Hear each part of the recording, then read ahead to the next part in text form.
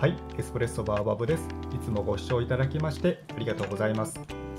今回は単一銘柄焙煎と概要紹介シリーズの第13弾としてですね、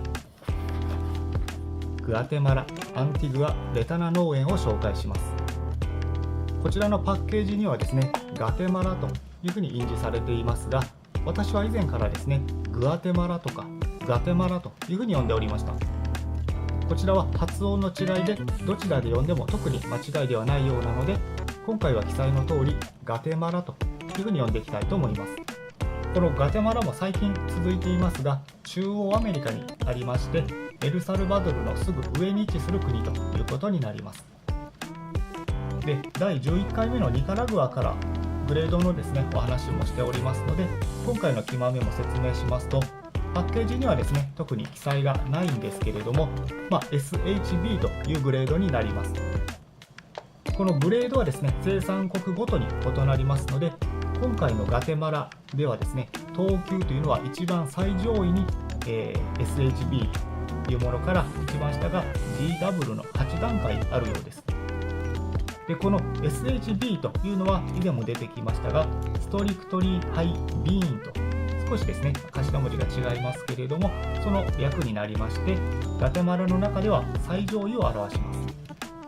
ただ、標高もですね、目安ということになりまして、いろいろなサイトを見てもですね、結構バラバラというふうな印象でした。あとですね、生成方法につきましては、フーリーウォッシュドと記載されていました。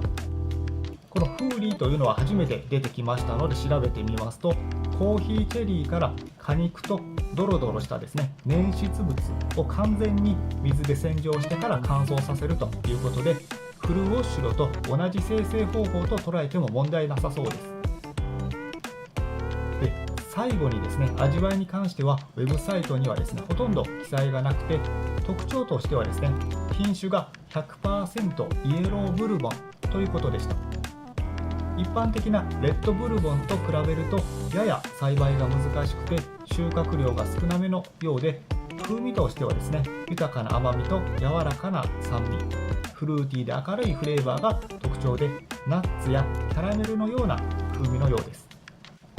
ちなみにですけれども、レッドブルボンの方はですね、より深みやコク、リッチな風味があり、チョコレートやベリー系のフレーバーが強いようなので、好みかどうか非常にですね、楽しみです。それではいつも通り 250g で焙煎していきます。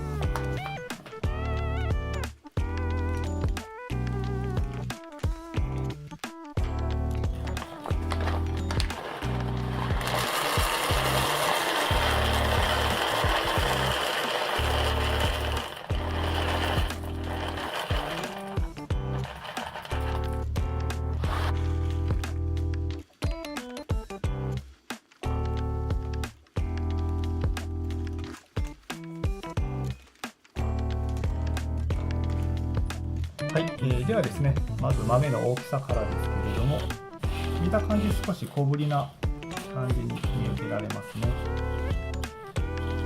豆の色ですけれども、こちらもちょっとやや緑が濃いめのベージュというイメージになります。あとは豆の綺麗さというところですね。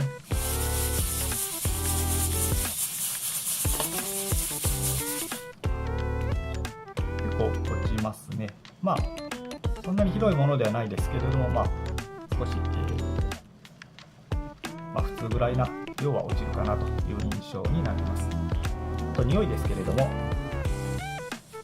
全然匂いは弱めですね。いつもの木豆の匂いも弱めという印象になります。では、ハンドピックですね、していきたいと思います。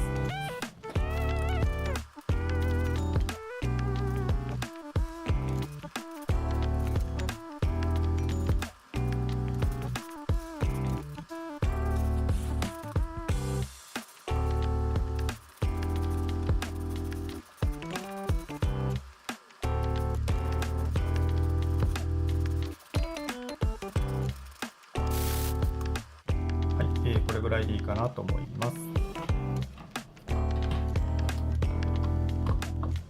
で、重さを測っていきます。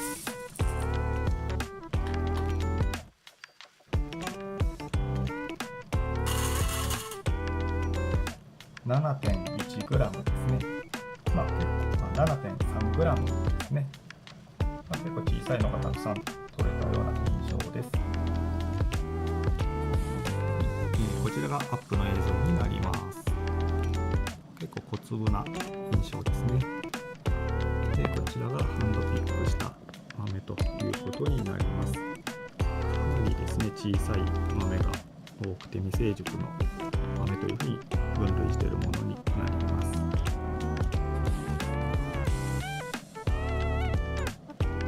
小さいですね。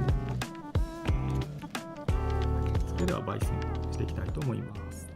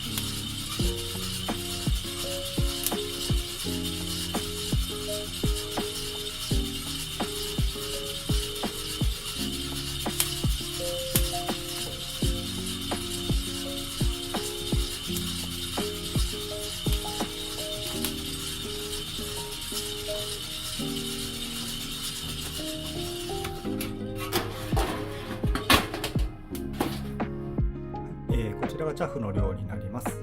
普通ぐらいかなと思います。煙はですね、少なめに感じましたね。はい、焙煎が完了いたしました。それでは、焙煎後のですね、ハンドピックしていきたいと思います。結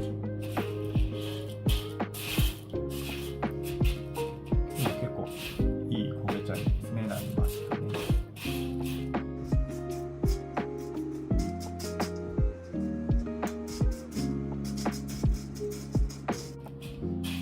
焙煎後はやっぱり結構ふっくらとしてきましたね。ちょっと未成熟で、あえてですね、ハンドピックしなかった豆もあるんですけれども、少し形は丸いながらもだいぶ大きく外れてですね、いいですね。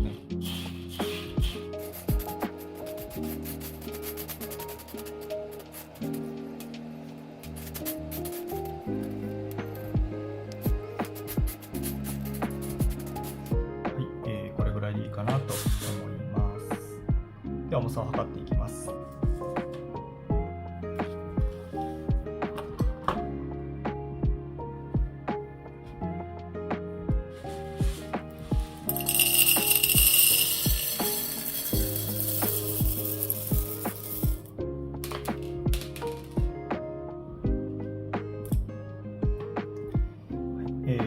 201.4 ですね。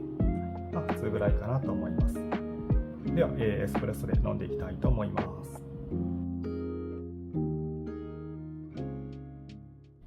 はい、では準備ができましたのでエスプレッソで飲んでいきたいと思います。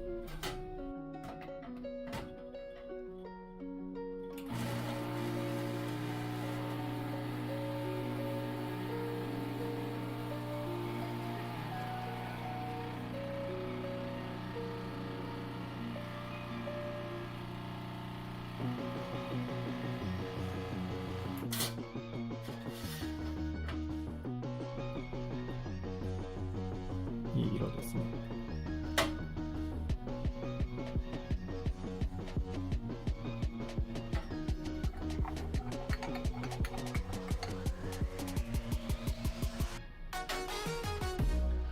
では、いただきます。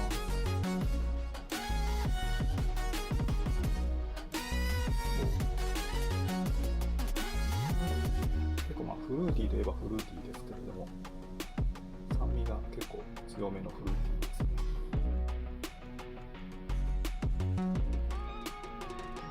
説明欄にあった明るいフレーバーというイメージはなんとなくわかるような気がしますね。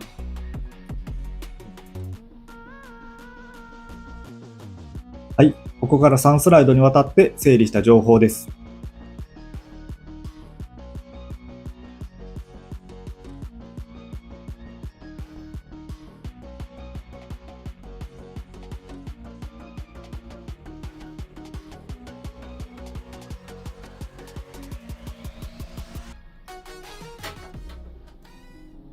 はい、いかがだったでしょうか。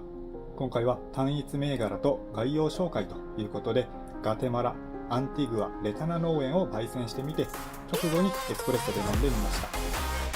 今回のガテマラ、アンティグア、レタナ農園というのは個人的にはですね、柔らかい甘さで酸味由来のフルーティーさがメインで、明るいフレーバーというのが軽いキャラメルの上澄みみたいな印象でした。